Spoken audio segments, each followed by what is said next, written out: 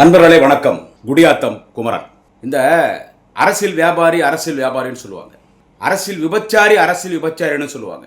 இதில் அரசியல் விபச்சாரி யாருன்னு கேட்டால், இன்றைக்கி தமிழ்நாடு அரசியலில் நம்பர் 1 அரசியல் விபச்சாரி யாருன்னு கேட்டால், 6 ஆண்டுகளாக திமுக மேடையில் பேசி திராவிட இயக்க பேச்சாளர் என்கின்ற அடையாளத்தோடு ஊரை ஏமாற்றுவதற்கு ஒரு கூட்டத்திற்கு குறைந்தது 50,000, 75,000, 1 லட்சம் வரை வழி செலவு வாங்கி உல்லாசமாக வாழ்ந்து பல லட்சங்கள், சொல்லப்போனால் 6 வருஷம்னா கோடி ரூபாய்க்கு மேலே கூட சொல்லலாம், பேசியே இவ்வளவு திமுக மேடை அனுபவித்து விட்டு இப்பொழுது காசுக்காக தற்குறி தமிழக வெத்துவெட்டு கழகத்தில் இணைந்திருக்கிற அந்த அரசியல் விபச்சாரி நாஞ்சில் சம்பத் குறித்து தான் இந்த பதிவிலே நான் பேசப் போகிறேன்.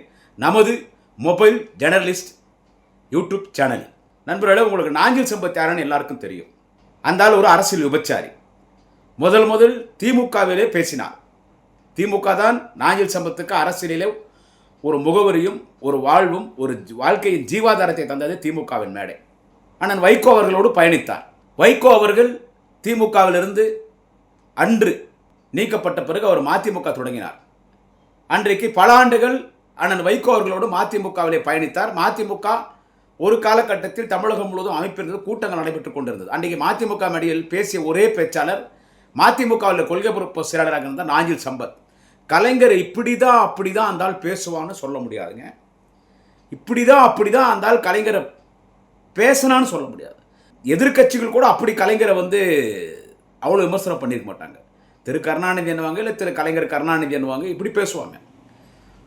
இவன் கெட்ட வார்த்தையில் தலைவர் கலைஞரையும், தமிழினத்தின் ஒரே தலைவர், தேச தலைவர், திராவிட இனத்தின் தலைவர், மாண்புமிகு முதல்வர், அன்பு தலைவர் தளபதி ஸ்டாலின் அவர்களையும், தலைவர் தளபதி ஸ்டாலினோடையும் அவ்வளோ விமர்சனம் பண்ணால் எனக்கு அந்த ஆளை பார்த்தா பிடிக்காது.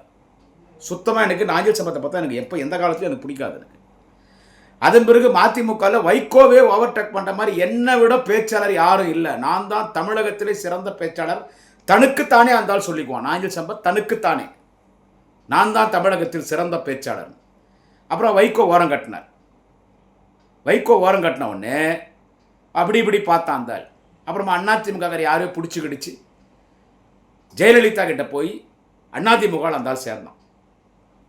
அந்த அம்மா ஜெயலலிதா சேர்ந்த உடனே அது யாரையும் சேர் போட்டெல்லாம் உட்கார வைக்காது, எவனா இருந்தால் காலில் விடும். ஆனால் இந்த ஆள் நாஞ்சில் சம்பத்தை சேர் போட்டு உட்கார வச்சிச்சு. கட்சியில் சேர்த்துன்னு கொள்கை பொறுப்பு துணை செயலாளர் பதவி. அப்படி கட்சியில் சேர்ந்த உடனே கொள்கை பொறுப்பு துணை செயலாளர் பதவி. அதிமுக அவ்வளோ சீக்கிரம் ஜெயலலிதா யாருக்கும் பொறுப்பு கொடுக்காது.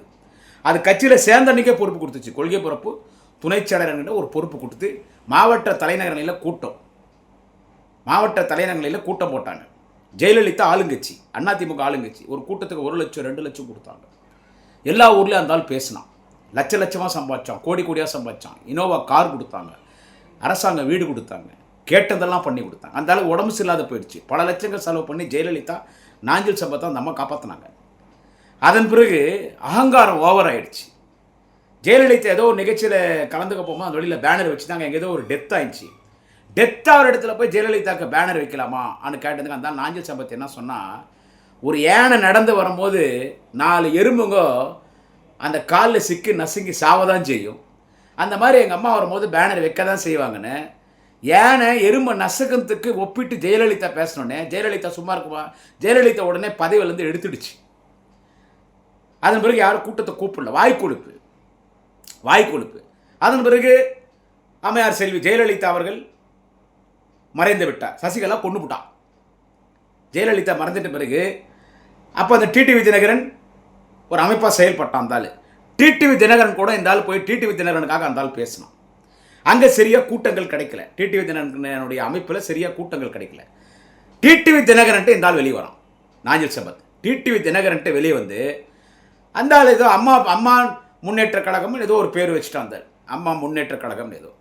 உடனே இதில் திராவிடம் இல்லை, அதனால் நான் டிடிவி தினகரன் கூட பயணிக்க மாட்டேன்னு சொல்லி அப்படியே ஆளை பிடிச்சிட்டு திமுகவுக்கு ஆதரவாக ஒரு 2-3 சேனல்களில் பேசி ஏதோ 2 மேடையில் பேசினா இருந்தார். இலக்கிய கூட்டங்களில் கலைஞரை பற்றி பேசணும்.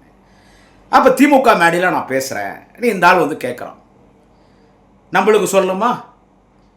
நம்ம கட்சிக்கு சொல்லணுமா? வந்தவங்களுக்கு தான் நம்ம மரியாதை கொடுப்போம். இங்கே பல பேச்சாளர் சோத்துக்கு வழி இல்லாமல் இருக்கிறோம். ஆனால் தலைவர் தாய் உள்ளத்தோடு ஏற்றுக்கினார். சரி, ஆரம்பத்தில் திமுக இருந்தான் இந்த ஆள், சரி ஏதோ வரான்றான். திமுகவில் வந்து சேர்ந்துடுன்னு சொன்னாங்க. தளபதி சொல்ல 2ஆம் கட்ட தலைவர்கள் இல்லை நான் திராவிட இயக்க பேச்சாளராகவே பயணிக்கிறேன்னு சொல்லி திராவிட இயக்க பேச்சாளர்னா 6 வருடங்கள் திமுக மேடையிலே இருந்தால் பேசினான் நாஞ்சில் சம்பத்.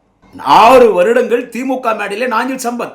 கலைஞர் இப்படிதான் அப்படிதான் இருந்தால் பேசினான்னு சொல்ல முடியாது. நாஞ்சில் சம்பத் இப்படிதான் அப்படிதான் பேசினான் இல்லை. கலைஞர் தலைவர் தளபதி ஸ்டாலின் அவர்கள் இப்படிதான் அப்படிதான் பேசினான்னு இல்லை. ரொம்ப மட்டமாக பேசினான் நாஞ்சில் சம்பத். நான் கடுமையாக பேசினேன் நாஞ்சில் சம்பத்தை. என்னோடு கொள்கை பொறுப்பு துணை செயலராக இருந்த, இன்றைக்கும் கொள்கை பொறுப்பு துணை செயலாளர், இன்றைக்கு தலைவர் தளபதி அவருக்கு அமைச்சர் அந்தஸ்து தந்திருக்கிறார். தேசிய கொடியில் போறார். அண்ணன் நெல்லிக்குப்பம் புகழேந்திக்கும் நாஞ்சில் சம்பத்துக்கும் ட்ரெயினில் தகராறு ஏற்பட்டுருச்சு. அண்ணன் நெல்லிக்குப்பம் புகழேந்தி சரியா திட்டிட்டு வந்துட்டார். அது ஒரு பெரிய பிரச்சனை ஆச்சு. அதன் பிறகு இந்த திமுக மேடைக்கு வரான். நல்லா பாருங்க, ஃபர்ஸ்ட் திமுக, அப்புறமா மதிமுக, அப்புறமா அதிமுக, அப்புறமா டிடிவி தினகரன், திமுக மேடை, திராவிட இயக்க பேச்சாளர். ஆனால் நீ திராவிட இயக்க பேச்சாளர்னா நீ இலக்கிய கூட்டங்கள்லாம் இப்போல்லாம் 6-7-8 வருஷம் ஆச்சு இலக்கிய கூட்டங்கள்லாம் நடந்து. நீ 6 வருடங்களாக திராவிட இயக்க பேச்சாளர் வேறு எங்கேயாவது பேசினா என்று கேட்டால் திமுக மேடையில் மட்டும் பேசினா உன்னை கூப்பிட்டு உனக்கு லட்சக்கணக்கில் பணம், எந்த மந்திரிகிட்டையும் நான் எந்த வேலையும் சாதிக்கலன்னு இருந்தாலும் சொல்கிறாரு. யார்? நாஞ்சில் சம்பத். எல்லா மந்திரியும் நீ எந்தெந்த மந்திரிகிட்ட போனால் யார் உனக்கு எவ்வளோ கொடுத்தாங்கன்றதை நான் பட்டியலிட்டு போட்டு காட்டுவேன். ஏன் தளபதி பேரை சொல்லி எங்கள் அண்ணன் உதயநிதி ஸ்டாலின் இளைஞரணை சேடரான பிறகு என்னை போன்ற பேச்சாளருக்கு வாய்ப்பு இல்லை. உனக்கு வாய்ப்பு கொடுத்தாங்க நாஞ்சில் சம்பத்துக்கு. ₹1,00,000 75,000 குறைஞ்சது ₹50,000. எங்கள் குடியாத்தில் கூட்டம் போட்டோம். இப்போது ஒரு 4 மாதத்துக்கு முன்னால் எங்கள் குடியாத்தில் ஒரு கூட்டம் போட்டோம். ₹50,000 கவர் வாங்கின பிறகு தான் காரில் ஏறினான் அந்த நாஞ்சில் சம்பத். ₹50,000 காரில் கவர் வாங்கின பிறகு தான் நாஞ்சில் சம்பத் காரில் ஏறி ஏதோ இருந்தாலும் பேசினான். நான் அப்போவே சொன்னேன், எங்கள் லோக்கல் ஒண்டிச்சேரல் இளைஞர் நிர்வாகிகள்லாம் நான் சொன்னேன், எங்கள் ஒண்டிச்சேரலான என் சத்யானந்தம், எங்கள் இளைஞருடைய அந்த கூட்டம் நடத்தின தம்பி ராஜ்கமல்கிட்டலாம் நான் சொன்னேன், 50,000 கொடுக்குறியே, நான் 5 பேச்சாளரை கூப்பிட்டு வரேன், 10,000 குடியா, ஒரு வாரம் பேசுவான் என் கட்சி பேச்சாளர், அவன் குடும்பம் 20 நாள் பிழைக்கும், இவனுக்கு 50,000 கொடுக்குறீங்களே, நம்ம தான் குறைச்சி 50,000 கொடுத்துருக்கோம், வெளியூர்லாம் ₹1,00,000. அதுக்கே அந்த மூஞ்சி வந்து சின்னதாகிடுச்சு, 50,000 கொடுத்துறாரு, 1,00,000 வேணும். ஸோ என் கட்சியில் திமுக மேடையில் நீ திராவிட இயக்க பேச்சாளர் 6 வருடங்கள் தினமும் 30 நாளில் குறைஞ்சது 20 நாள் கூட்டம் பேசினேன். 50,000, 70,000, 1,00,000 காருக்கு டீசல், உனக்கு 3 ஸ்டார் ஹோட்டலு, நீ ஃப்ளைட்டில் வந்தால் அவனுக்கு ஃப்ளைட் டிக்கெட்டு, நீ ட்ரெயினில் வந்தால், ட்ரெயினெல்லாம் கிடையாது ஃப்ளைட் தான், ஃப்ளைட்டில் வந்தால் அவனுக்கு ஃப்ளைட் டிக்கெட்டு, அவருக்கு மீன் குழம்பு தான் வேணும், விரால் மீன் குழம்பு தான் வேணும், தக்காளி ரசம் வேணும், மெனு கொடுத்துருவார். சாப்பாடு போட்டதை சொல்லி காட்டக்கூடாது, சொல்கிறேன். உல்லாசமான வாழ்க்கை 6 வருடங்கள் இங்கே வாழ்ந்தாய். அண்ணன் மு.க. ஸ்டாலின் அவர்கள் தான் தொடர்ந்து தமிழ்நாட்டின் முதலமைச்சராக இருப்பார் என்று பேசிய வாய் இந்த நாரவாய், இந்த அரசியல் விபச்சாரி, இந்த நாஞ்சில் சம்பத் பேசினான் தான்.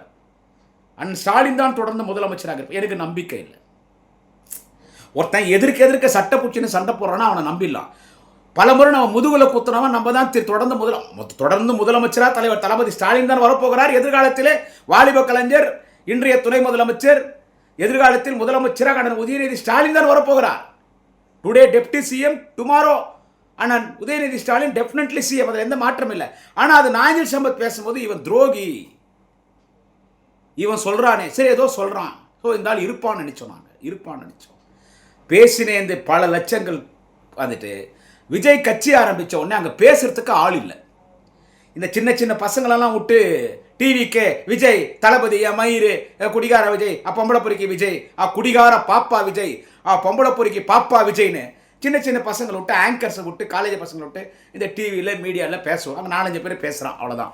அந்த 420, 840 திருட்டு ஆட்டு வச்சுருக்கிற உக்கால ஒளி வாத்தாவன் அந்த இவங்கிறான் பாரு, அவன் பேர் ஆதவர்ஜனா, அந்த புறம்போக்கு பொறுக்கிப்பான் தாயொலி மகன், அந்த பிம்ப், அவன் பேசுகிறான். நாஞ்சில் சம்பத்து இதில் ஒரு நல்ல ஒரு விஷயத்தை நீங்கள் பார்க்கணும். நாஞ்சில் சம்பத்தை வந்துட்டு அவன் தற்கொலை விஜய்க்கோ மற்ற அந்த தமிழக வெற்றி விடுற கட்சிக்காரங்களோ நாஞ்சில் சம்பத் பக்கம் அவங்க பார்வை போகிறதுக்கு முன்னாலேயே விஜய் குல்பியஸை மடக்கி சப்பறான் நாஞ்சில் சம்பத். விஜய் குல்பியஸை மடக்கி சப்பறான் அந்த நாஞ்சில் சம்பத். விஜய் பேசவே இதை தந்தி டிவியில் அரசியல் கருத்தரங்க மாதிரி எல்லா டிவிலையும் நடக்கும் அரசியல் கருத்தரங்க. அதில் விஜய் வாலண்டியாக தொடர்ந்து விஜயை புகழ்ந்து பேசினே இருக்கும்போது உனக்கு திமுக உனக்கு எல்லா வாய்ப்பு கொடுத்துடுச்சு. நீ கட்சிக்கு வந்தா உனக்கு பொறுப்பு கொடுத்துருப்பாங்க. நீ தான் பிளான்ல இருக்கிறியே. நம்ம கட்சிக்கு போயிட்டா வேற மாதிரி ஆகிடும். திராவிட இயக்க பேச்சாளராக பேசுவோம். அப்போ தான் நாளைக்கு இன்னொரு கட்சிக்கு நம்ம மூவ் ஆகலாம். ஏன்னா இவன் வியாபாரி தானே, இவனுக்கு பணம் தான் முக்கியம். அவனுக்கு கொள்கைலாம் கிடையாது. கொள்கைன்னா என்ன? What is spelling for policy, what is spelling for கொள்கைன்னு கேட்பான் நாஞ்சில் சம்பத். என் மேடையில், என் கட்சி மேடையில் நான் பேச வேண்டிய மேடை, என் கட்சி பேச்சாளர் பேச வேண்டிய மேடை உனக்கு கொடுத்தாங்க. உனக்கு கொடுத்தாங்க. எப்போ அந்த சுப்ரீம் கோர்ட்டில் போய் சிபிஐ விசாரணை கரூர்னு ஒரு தீர்ப்பு வருதோ அது அப்படி தான் வரும். இன்னைக்கு கோர்ட்டு, சிபிஐ, அமலாக்கத்துறை எல்லாமே ஆர்எஸ்எஸ் பிஜேபி கண்ட்ரோல் தான். தெரிஞ்ச விஷயம். அது நீதிபதிகளே சொல்லிட்டாங்க. எங்களுடைய விஷயத்தில் கூட அரசியல் தலையீடு இருக்குது, எங்கள் தீர்ப்பில் கூட அரசியல் தலையீடு இருக்குது என்ன நீதிபதிகள் வருத்தமாக ஒரு வருஷம் முன்னாடி டெல்லியில் பேட்டி கொடுத்தாங்க ஹைகோர்ட்டில். அதாவது பிஜேபி ஆர்எஸ்எஸ் எங்களுடைய நாங்கள் தீர்ப்பு சொல்லும் போது எங்களை வந்துட்டு கமெண்ட் பண்ணுறான், எங்களை வந்து கைடு பண்ணுறான், எங்களை வந்துட்டு கட்டாயப்படுத்துகிறான். இந்த வழக்கில் நீ இப்படி தான் தீர்ப்பு கொடுக்கணும், நாங்கள் என்ன பண்ணுறது? ஸோ தீர்ப்பு அப்படி தான் வரும்னு எனக்கு தெரியும். ஏன்னா தற்கொலை விஜய் கட்சி ஆரம்பிச்சிருக்கிறது பிஜேபி சொல்லி, பிஜேபியுடைய ஒரு பிரான்ச் தான். வாலிப கலைஞர் நாளைய தமிழக மன்னர் உதயநிதி ஸ்டாலின் சொன்ன மாதிரி பிஜேபி கட்சியினுடைய ஒரு பிரான்ச் தான் தமிழக வெட்டுவெட்டு கழகம், தற்கொலை நடிகர் விஜயனுடைய கட்சி. அதனால தான் செங்கோட்டையை போய் அமித்ஷா பார்த்த உடனே என்னுடைய பிரான்ச் தான் விஜய் அங்கே ஆரம்பிச்சிருக்கான் டிவிக்கு, அதில் போய் சேருன்னு சொன்னது. அதில் போய் சேருன்னு சொன்னது அது அவனுடைய பிரான்ச் தான். இவன் பேசுகிறான். பேசி விஜய் விஜய் விஜய் விஜய் பேசி யூடியூப் சேனலில் பேசுகிறான். நீங்கள் விஜய் பற்றியே பேசிட்டீங்களே, உங்களை கூப்பிட்றாங்களான்னு. அதை பற்றி நான் யோசிக்கல. கூப்பிட்றவங்க கூப்பிட்டா அப்போ யோசிக்கலாம். பேச பேச உடனே இவங்களுக்கு பேசுகிறதுக்கு ஆள் வேணும். நான் சொன்னேன் இல்லை, இந்த டிவியில் பேசுகிற ஆங்கரு, இந்த மன வியாபாரம், இந்த பிளாட் விளம்பரத்துக்கு வரவங்கள, இப்படிப்பட்ட இந்த மாடலுங்க சின்ன சின்ன பசங்களை எழுதி கொடுத்துட்டு யூடியூப் சேனலில் இவங்க பேச விட்றோம். யூடியூப் சேனலில் பேச விட்றோம். இவன் பார்க்கிங் டாக். யார் இவன்? பார்க்கிங் டாக், குலைக்கிற நாய். நாஞ்சில் சம்பத் நாயின்னு கூட சொல்லக்கூடாது, நன்றி உள்ள பிராணி, மன்னிக்கணும். இவன் ஒரு அரசியல் விபச்சாரி. விபச்சாரிக்கு என்ன? 100 ரூபா கொடுத்தா அவங்ககிட்ட வருவா, அதே 300 ரூபா கொடுத்தா 300 ரூபா கொடுத்தவங்ககிட்ட போவா, 500 ரூபா கொடுத்தா 500 ரூபா கொடுத்தவன்கிட்ட போவா. ஒருத்த 5000 கொடுத்தான்னு வச்சுக்கோ, அவன் குஷ்டரோகியாக இருப்பான். அவன் குஷ்டரோகின்னு பார்க்க மாட்டான் விபச்சாரி. பணத்தை மட்டும்தான் பார்த்து அந்த குஷ்டரோகிட்ட போய் படுத்துக்குவான். அதுதான் நாஞ்சில் சம்பத். பேசி பேசி சரி அவனுங்களும் பார்த்தானுங்க விஜய் கட்சியில் நமக்கு பேசுறதுக்கு வேணும். இவன் குலைப்பான். சரி அதை ஒரிஜினா வீட்டுக்கு வந்தான். அவன் மாமா அப்பா ஆள் பிடி வேலை பார்க்குறான். அவன் போனவொடனே நான் ஒன்று வேணாம், இதை நல்லா பாருங்கள். இவன் முடிவு பண்ணிட்டான், இந்த நாஞ்சில் சம்பத் நம்ம வந்து விஜய் கட்சி போகிறோன்னு முடிவு பண்ணிட்டு இவன் பேசிட்டே இருக்கான். நீ திமுக மேடையில் பேசிகிட்டே இருக்கிற நாஞ்சில் சம்பத், பேசிகிட்டே இருக்கிற. உனக்கு எல்லா வசதி வாய்ப்புகளும் உனக்கு எல்லாமே இருக்குது. சிஎம் உனக்கு மரியாதை கொடுத்தாரு. நாளைய முதல்வர் மாண்புமிகு அண்ணன் உதயநிதி ஸ்டாலின் உனக்கு மரியாதை கொடுத்தாரு. நான் தான் சொல்கிறேனே, இளைஞரணி சார்பாக நூற்றுக்கணக்கான கூட்டங்கள் நடக்கு. அந்த கூட்டங்களில் என்னை போன்ற பேச்சாளருக்கு வாய்ப்பு இல்லை. அட என்ன முடியா என்னை தள்ளி வச்சுருக்காங்க. இப்போ ஏன் சகா பேச்சாளர்கள் ஒரு 50 பேர் மேல் இருக்காங்க, அவங்களுக்கு வாய்ப்பு இல்லை. நாஞ்சில் சம்பத்துக்கு வாய்ப்பு. நல்லா யோசிங்க. நாஞ்சில் சம்பத்துக்கு வாய்ப்பு. 50,000 ரூபாய், 75,000 ரூபாய், லட்ச ரூபாய் வரைக்கும் வழி செலவு, உல்லாச வாழ்க்கை வாழ்ந்துகிட்டே இருக்கிற உனக்கு எல்லா இடத்துலையும் உனக்கு வாய்ப்பு கொடுக்குறாங்க. இவன் விஜய்க்கு அங்கே சுப்ரீம் கோர்ட்டில் தீர்ப்பு வருது பாருங்கள், சிபிஐ விசாரணை பண்ணலாம் கரூருடைய விவகாரம்னு. உடனே விஜய் கிடைத்த வெற்றின்னு அறிக்கை வெளியிடுறான். ஏண்டா அவன் என்ன திட்டுறான், என் தலைவர் தளபதியை திட்டுறான், எங்கள் அண்ணன் உதயநிதி அவன் பவளவிழா பாப்பான்னு சொல்கிறான். புறம்போக்கு தாயோலி மவன் அவசாரி அந்த நடிகர் குடிகாரம் பொம்பளை பொறுக்கி விஜய் என் தலைவர் தளபதியை பார்த்து அங்கிள்னு பேசுகிறான். ஒக்கால ஒளி வாத்தாவன். நாளைய முதல்ல எங்கள் அண்ணன் உதயநிதி பார்த்து பவளவிழா பாப்பான்றான். என் கட்சி ஊழல்ன்றான், குடும்பமே கொள்ளடிக்கதுன்றான். அவனுக்கு சிபிஐ வந்து கரூர் அவன் தொடர்ந்த வழக்கில் அவன் ஜெயிச்சிட்டான். சிபிஐ வந்து விசாரிக்க சொல்லிச்சுன்னா இது விஜய்க்கு கிடைத்த வெற்றின்னு சொன்னா அவங்க வாத்தா இங்கே ஓத்து சாப்பிட்ற. வேற எப்படி பேச சொல்கிறீங்க? என்ன இங்கே சம்பாதிக்கிறடா, என் கட்சி துட்டு என் கட்சிக்கார ரத்தத்தை குடிச்சிட்டு விஜயை பாராட்டுறனா, அப்புறமா உன்னை என்ன புடங்கத்தை உன்னை திமுக மேடையில் ஏற்றணும்? உனக்கு என்ன மரியாதை இல்லாத போச்சு திமுகவில்? நீ எவ்வளோ துரோகம் பண்ண திமுகவை? என் தலைவர் கலைஞர் என்ன பேச்சு பேசினேன், என் தலைவர் தளபதி அண்ணன் ஸ்டாலினோட என்ன பேச்சு பேசினேன். ஆனால் உன்னை ஏற்றுக்கினார் தளபதி.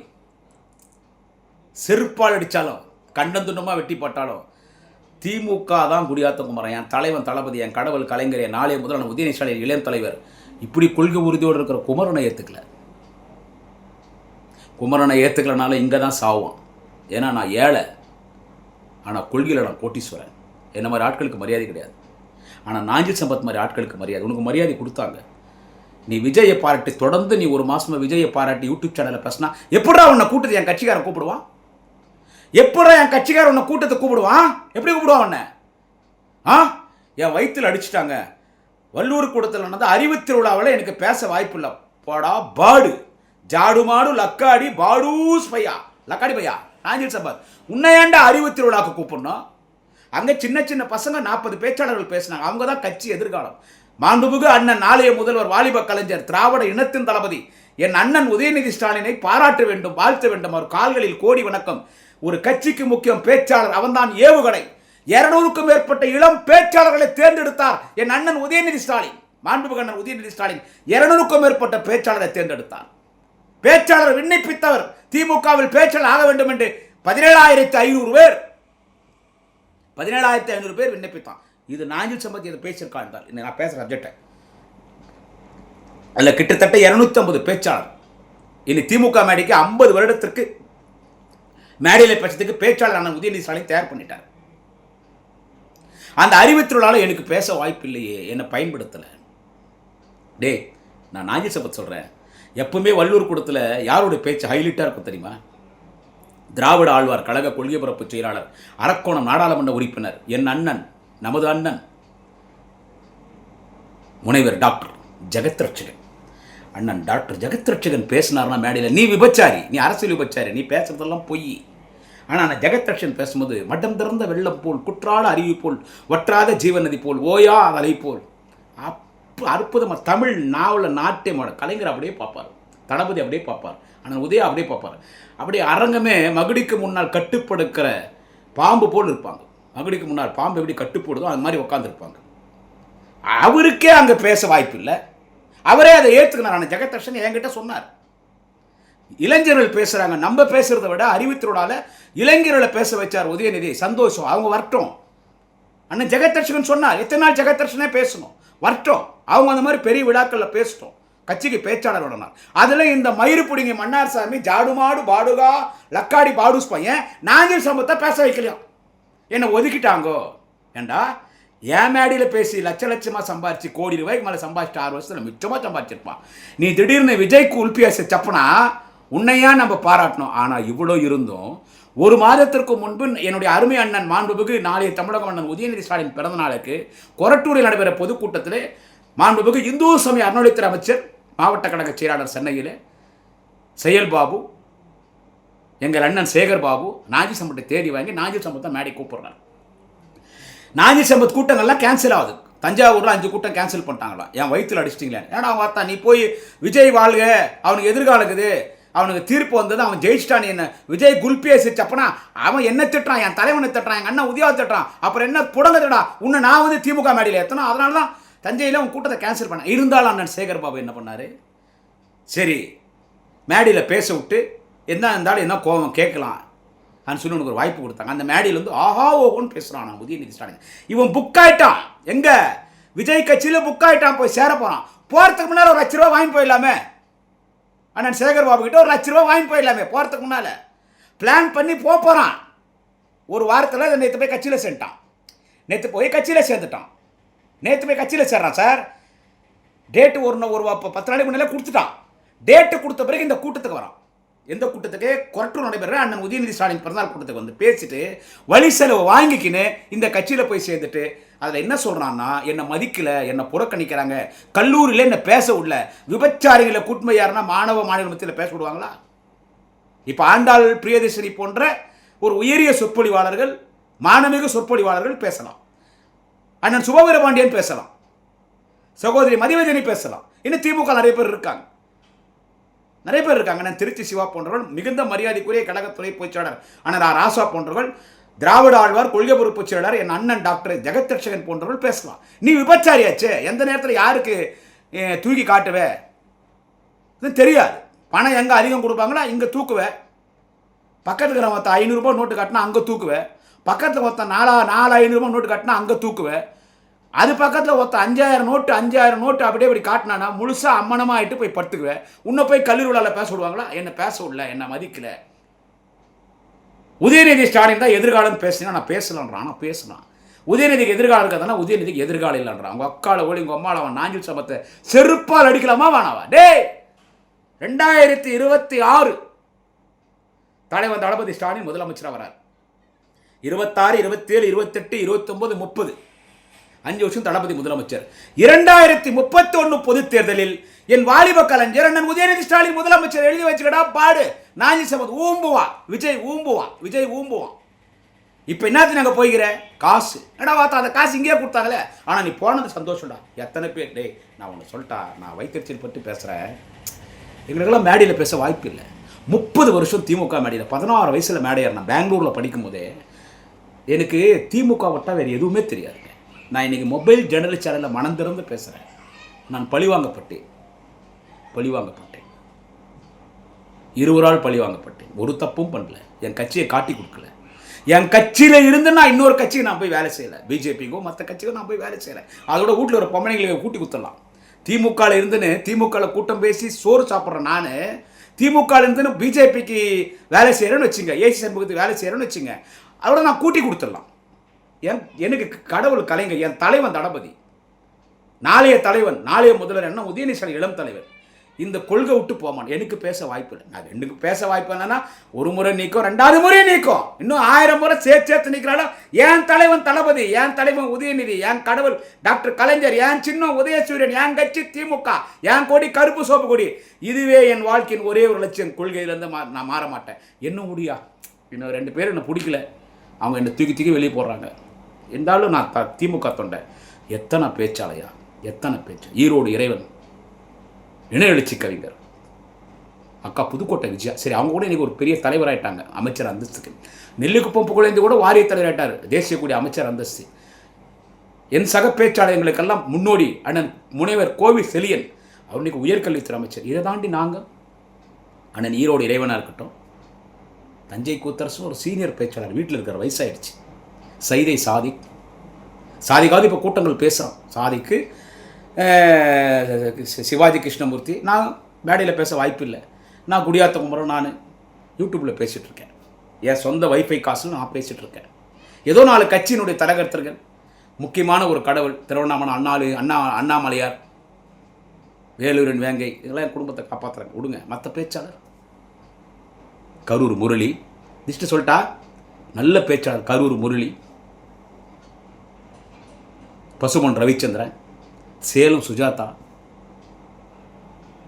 ஆரணி மாலா, கந்திலி கரிகாலன், ஆலந்தூர் மலர்மன்னன், ஆலந்தூர் ஒப்பிலாமணி, கண் கலங்கது பேசணும். ஆலந்தூர் ஒப்பிலாமணி,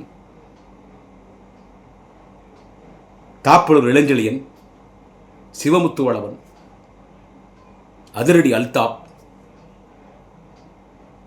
நிறைய பேர் இருக்காங்க. வன்னை புகாரி,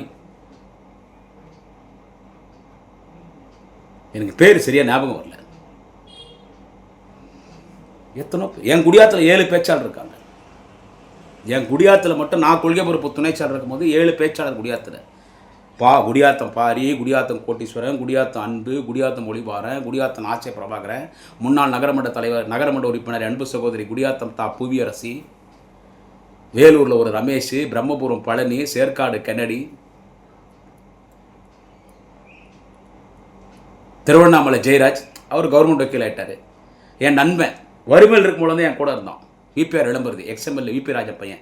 அவங்க கூட இன்றைக்கி ஜட்ஜ் ஆகிட்டான். ஒரு பெரிய இன்றைக்கி அமைச்சர் வந்து தலைவரை உயர்த்திட்டார்.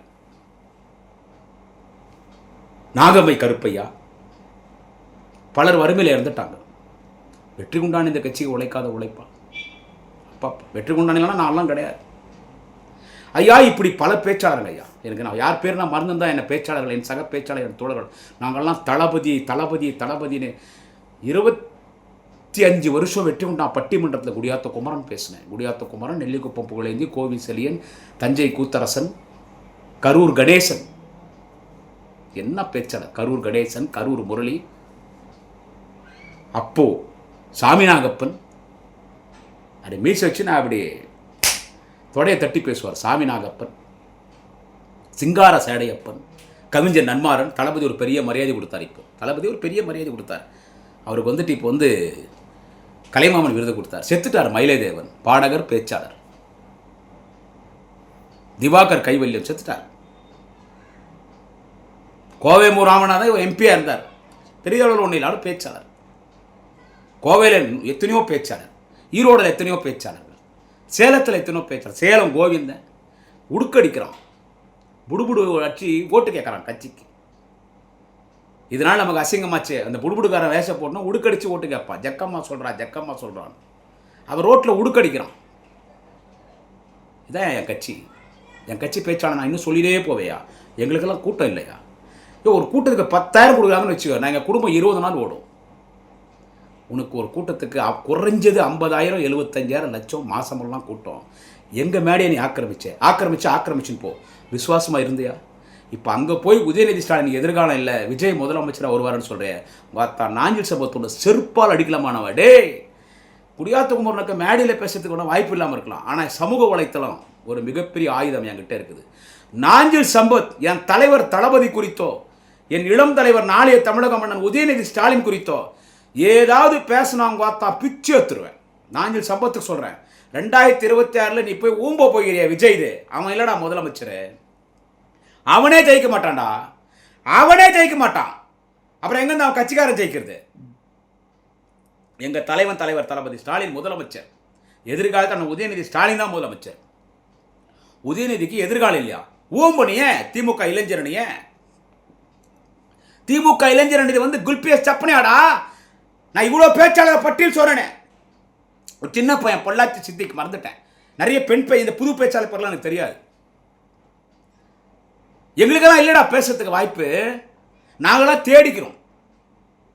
ஒரு மொபைல் ஃபோன் வச்சுன்னு யூடியூப் சேனலில் ஃபேஸ்புக்கில் பேசுகிறோம். எவ்வளோ பிரச்சனையை நான் சந்திக்கிறேன்.